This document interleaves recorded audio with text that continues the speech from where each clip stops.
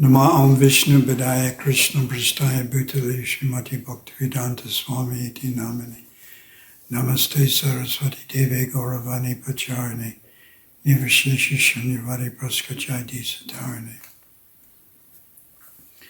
Tapta Kanchan Gaurange Radhe Vrindavaneshwari Rishabhana Sutta Devi Pranamani Hari Pri Vancha Kalpa Durubhya Sakripa Sindhu Vyevacha Patitanam Bhavanebhya Vaishnavebhya Namo Namah Chaitanya Charitam Bodhya Mukundalio Bhaje Isham Prashadam Acharna Paramapyamo Bhava Pangam Lagayate Selam Mukam Vadayakshat Takripatamaham Bande Krishna Chaitanya Ishwaram Shri Guru Dina Dharane Shri Guru Dina Dharane Paramananda Mahavan. So today we are celebrating the auspicious appearance of Srila Prabhupada, His Divine Grace A.C. Bhaktivedanta Swami Srila Prabhupada. So according to Bhagavad Gita, one should approach a spiritual master. We have this verse, chapter 4, text 34, Tad vidhi pranapatena paraprasena sevya upidakshanti te jnanam jnanayas tat pradarshana. Just try to learn the truth by approaching a spiritual master. Inquire from him submissively and render service unto him. The self-realized souls can impart knowledge because they have seen the truth. So this is the main verse in the entire Bhagavad Gita, which explains the need to approach a spiritual master. Prabhupada writes, the path of spiritual realization is undoubtedly difficult. Undoubtedly it is difficult. There are many twists, there are many turns. There are many bogus so-called gurus, sahajiyas, and deviants, pseudo-spiritualists, and so forth. But if one is sincere, then there's a guru in the heart, and his name is Chaitaguru. And that Chaitaguru will guide you. And that Chaitaguru will guide you to the Vatmapadakshika Guru, is the one who first tells you about Krishna, introduces you to spiritual life. So there are four gurus. Chaitaguru, we mentioned, that's Paramatma. Vatmapadakshika Guru, whom we should offer respect to, even though it was a brief meeting in the originally. My Vatmapadakshika Gurus in plural, 3 or 4. I never see them now, but I still pray on a regular basis to their kindness that they originally introduced me, sold me a book, etc. Then there's Diksha Guru and Siksha Guru. Diksha Guru is called initiating Guru. Siksha Guru is called instructing Guru. Generally, the main Siksha Guru is your Diksha Guru. But ISKCON is so vast, and gurus are so less, and have to travel all over the world. It may not be. It may be that your main Siksha Guru is someone else. It can be a guru, it can be a god brother or god sister of one's guru, or a grand disciple who is more advanced than you, who you take advice and shelter from. So this is Siksha Guru, instructing Guru.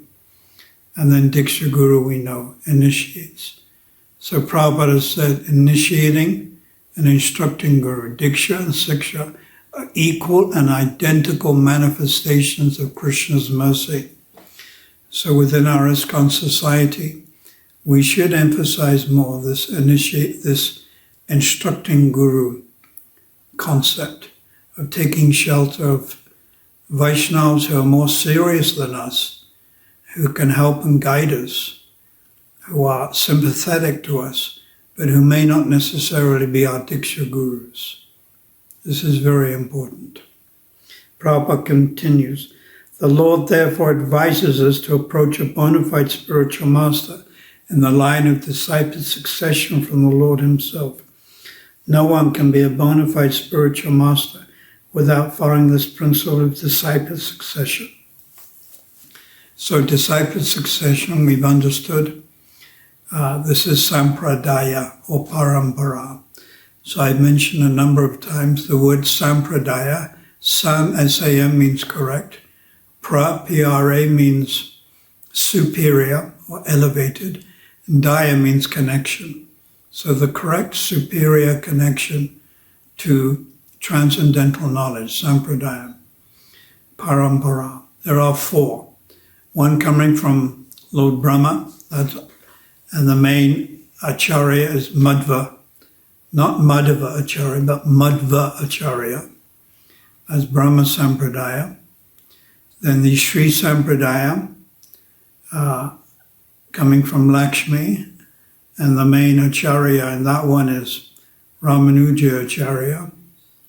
Then the Rudra Sampradaya, obviously coming from Lord Shiva Rudra, and Vishnu Swami is the main. And then the Kumara Sampradaya, coming from the 4 Kumaras. Nimbakacharya is the main one. And they've each written commentaries on Vedanta Sutra. So Lord Chaitanya appeared within the Madhva Gaudiya Sampradaya, accepting Ishvara Puri as his spiritual master. Ishvara Puri accepted Madhavendra Puri as his guru.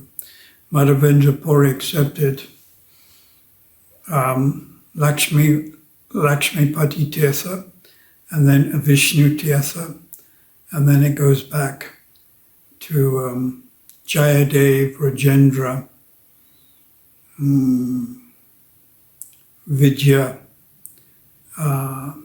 Vidyanidhi, Mahanidhi, Jnana Sindhu, Jayatirtha, all the way back to Narada Muni, Vyasadeva, Narada Muni, and Lord Brahma. So we're very fortunate. Srila Prabhupada is firmly connected in the Brahma Sampradaya and was inspired by the Lord to come to the West and to preach Krishna consciousness. On one talk, Lord Chaitanya, Prabhupada said, Lord Chaitanya instructed Rupa and Sanatan, Lokanath Goswami, and the other 6 Goswamis to go to Vrindavan and preach. And then he instructed Lord Nityananda to go to Bengal and preach. And then Prabhupada said he left the rest of the world for us, or ISKCON. So gradually we are preaching all over the world. Over 600 centers. Bhagavad Gita now is in 65 different editions. Ishopanishad 65. More or less. So this is due to the potency of one person, and that is Srila Prabhupada. Prior to 1965, there was no discussion of Vaishnava understanding of Bhagavad Gita. The Bhagavatam was not in English. Chaitanya Charitamrita. Actually, I think Bhagavatam, 1 or 2 volumes was in English. One scholar was researching the Bhagavatam and could only find 2 copies. One copy in Harvard University Library and another in another. But now, due to Prabhupada's disciples and Prabhupada's inspiration, the Bhagavatam is in 25 different languages all over the world. So this is the BBT, of course. So due to Prabhupada's potency, this Krishna consciousness, the name of Krishna, the name of Ram, it is gradually spreading all over the world. This is very wonderful. And we are connected to that illustrious soul. Either we are direct disciples, like Srila Bhakti Chaitanya Maharaj, Srila Kadamba Khan Maharaj, Srila Giraj Maharaj, and others in South Africa, Niranjana Swami, etc. Or we are grand disciples, or we are great grand disciples. Now there's even great-grand disciples. Actually, I think there's even great-great-grand disciples. So things are spreading. This is very nice. So we should reaffirm our dedication to Srila Prabhupada and appreciate how fortunate we are to be connected to him. We're connected to him through initiation, Diksha Parampara. We're connected to him through Siksha. We're taking his advice. We're taking his guidance. We're reading his books. We're associating with him through his books. It's not quite the same as associating with him personally, but still, to associate through Vani or instruction is very much appreciated and required. Some people may object, and they say, why am I minimizing Vani, which means instruction? But I give you the example that if we're in Radharanath temple, and in the library we have all of Prabhupada's books, but Prabhupada himself is upstairs, personally. Now where will we go? Will we take shelter and read the books, or will we go to that personality who's in the temple room? So you can see the personality is more important. So when we get Vani from the Vapu, that's the best. In the when Vapu is not present, when Vapu, Srila Prabhupada, Bhaktivedanta, Bhaktivedanta, when they're apricot, then we have to rely on their instructions. But when we become more advanced on the level of Ashakti and Bhav, then these illustrious personalities can direct us personally. But that's for more advanced. We're not so advanced. Occasionally we may have some dream of Prabhupada, but it's usually a little mixed with a mode of passion because we're still conditioned souls. So Vani and Vapu, Srila Bhaktivedanta Thakur has expressed it very nicely by saying that when one hears Hari Katha from the one is blessed, but when one hears it from the mouth of the Param Bhagavat, Uttama Bhagavat or Madhyam Bhagavat, the advanced devotee, then that blessing comes even quicker. So Vani, yes, but with it Vapu as well. And that is the most relishable. So now we're associating with Prabhupada's disciples who have that Vapu or that personal association with Prabhupada, like Giriraj Swami. And through their association, we're tasting a little bit about Srila Prabhupada's association. And of course, we're reading Prabhupada Lilamrita, most important scripture to read, Prabhupada Lilamrita. Prabhupada said in Bombay that you cannot know someone unless you love them. Without knowing someone, you can't love them. Love is far away. So we have to know about a personality. And by reading Prabhupada Lilamrita, Hari Suri's Transcendental Diary, Rida Prabhu's book is nice, Destination South Africa, and other wonderful books by Prabhupada's disciples, we can get to know Prabhupada a little better as a human being. He is a human being. He's liberated. He's a Nityasiddha. And he's a resident of Vrindavan, an associate of Radha and Krishna. But he's appeared in an apparent material body and practicing what is apparently sadhana bhakti, rising early, chanting, giving class. But actually he's Nityasiddha. He's an eternally liberated soul. And his position is to serve Radha and Krishna, along with Srila Bhaktivedanta, who's clearly been described as an associate of Radharani, Gokishore Das Babaji Maharaj, Bhaktivinoda Thakur, and Srila Jagannath Das Babaji Maharaj, Vishnu Chakravarti Thakur, all associates of Radharani. So we can also assume that Prabhupada is in that same category. but he's kindly appeared within this material world and spread Krishna consciousness in just 11 years. So we can connect through him by reading his books and by serving in his mission, the ISKCON mission.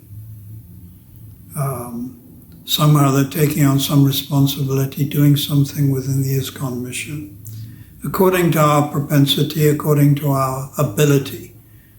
If you can manage lots of conflict managements and things, you can become a GBC member. Otherwise, you do Food for Life or DD worship, or publishing books, or simply studying Prabhupada's books as an example to others. So some or other we do something within the ISKCON mission according to our ability, according to our adhikari, qualification. We can worship the deity of Prabhupada, and I strongly recommend that everyone has a deity of Prabhupada. We can have the picture, but you can also have the brass deity, or now they make the ceramic deity of Prabhupada. And one can offer one's food. Of course, one offers to one's own guru, but Prabhupada is clearly the founder Acharya of ISKCON and the main Siksha guru. Without minimizing our own particular gurus, who are Diksha and also Siksha, but their duty or responsibility is to connect their disciples to Prabhupada. So I'm explaining how you do that, by reading his books, by reading about his life, Prabhupada Lilamrita, by serving in the ISKCON mission, cooperating, and by worshipping his deity. These are the main ways you can connect. Then gradually become more advanced, and you can begin to realize Prabhupada's position in Vrindavan as a Nityasiddha, eternally liberated associate of Radha and Krishna. This also will come. No one needs to whisper something in your ear. You will automatically understand as you attain the stage of Ashakti and the stage of Bhav. So then your relationship with Prabhupada is on a antaranga, siddha pranali. It's on a higher level. Not to minimize the lower level. In spiritual life, actually, everything is equal. So the higher level comes later. The lower level is what we're involved in, practicing sadhana bhakti in this material world. So we should reevaluate our position, rededicate ourselves to Prabhupada's mission, and appreciate how fortunate we are to come in contact with Prabhupada's deity, Prabhupada's books, Prabhupada's disciples, Prabhupada's grand disciples, and Prabhupada's mission. Srila Prabhupada ki jai. Jagannath Subhadra Balaram ki jai. Shri Radha Radhanath ki jai. Nitai Gaura Hari Go Premanandi Hari Hari Bo.